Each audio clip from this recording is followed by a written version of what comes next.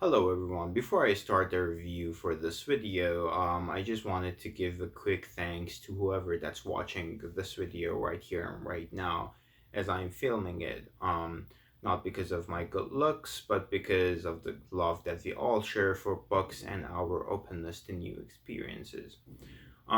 Today's review is not about just one book, it's about two books that's been written by the same author, whose name is John Patrick Munch.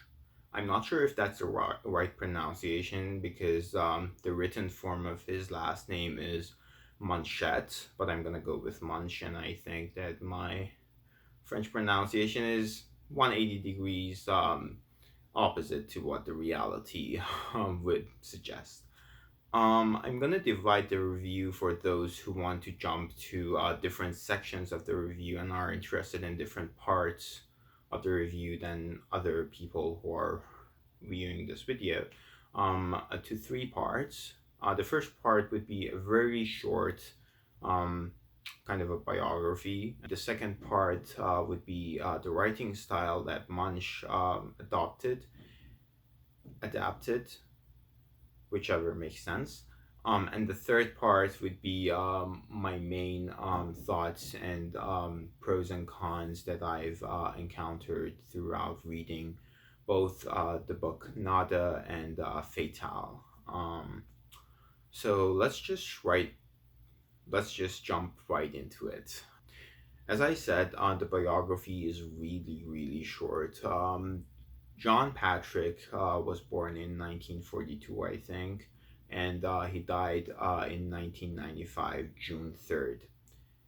And I was very specific about the time that he died because he died exactly 1 month after I was born, and I'm just that fascinates me on its own because I've always been fascinated by how life is animated around me in other countries. People are undergoing different experiences every second that I procrastinate ignorantly.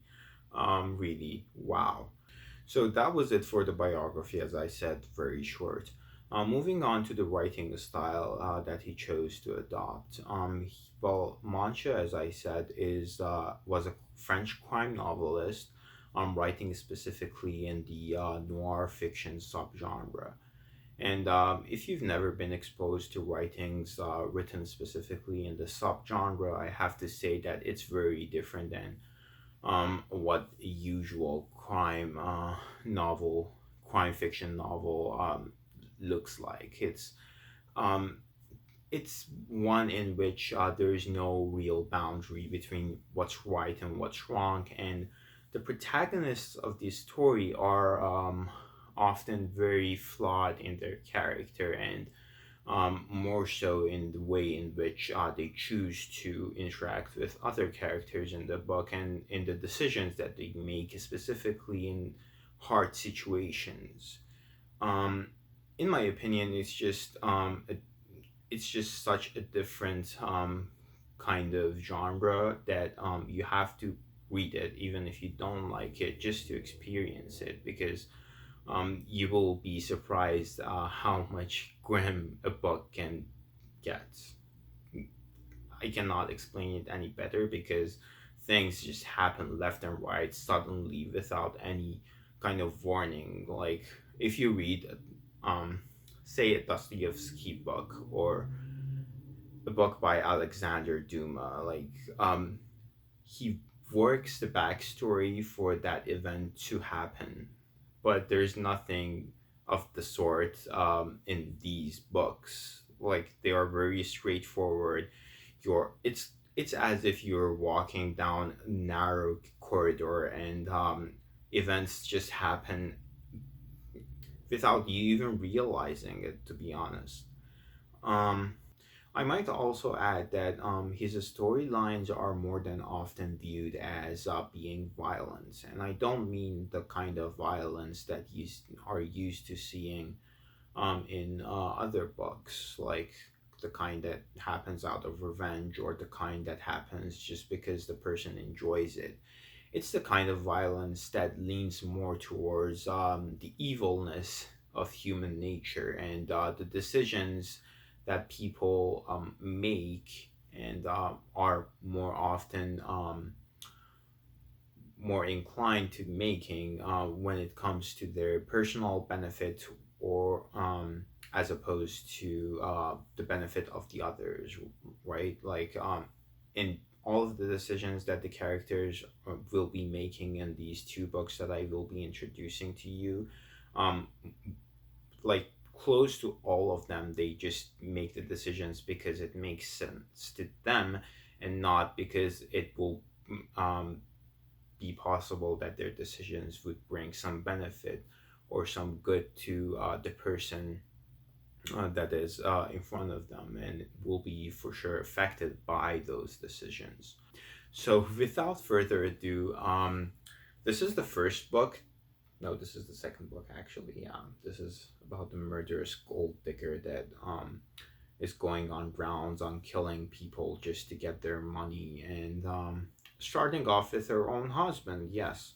And the first book that I've read from him, which I probably had to show you guys first, is this Nada. And come on, guys, who can see this cover and not buy it? Yeah. In the book Nada, it's about a group of leftists that are frustrated about the degree of change or the unchanged that is going on in the political realm. So they decide to go into terrorism and to just kidnap a high ranking ambassador and in order to achieve their goals, their political goals.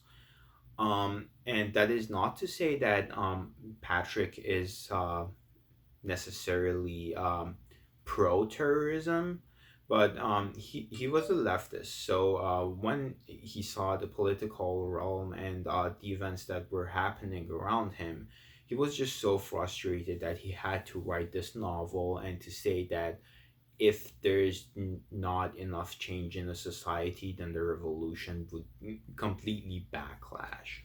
And just let me read you a very specific quote. I quote: "The collapse of leftism is the collapse of the revolution into a spectacle."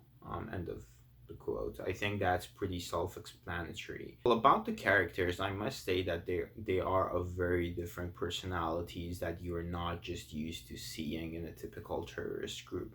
Let me just start off with Epillard. Epillard is an ex-military person who is a leftist and who is also frustrated about the political state of France at the moment. Yeah, Bonaventura is the second person. His personality is very rash, he is very impulsive, and he is also a drunk, which will affect the terrorist group procession and their goals and aims and what the end result would come out in the end. And yes, it's a very um, radical personality, as I would like to think of him. The third character is Cash. She's a girl, and she describes her life as being boring, and that easy tasks bore her to death, and that she is a little. And the next character is Trophy. I love him. He's a philosophy professor at a university that he just started teaching at, and he hates his job, he hates his students, and his outbursts are reread worthy. Like you have to reread them. Like I binged them basically. Like I have them marked on the book, and I read them every once in a while just to get the kicks. Um, yeah, so these are the characters, and just by knowing what their personalities are, they are very different from the ex military to the drunk to the very millennial type kind of girl, and to the philosophy professor.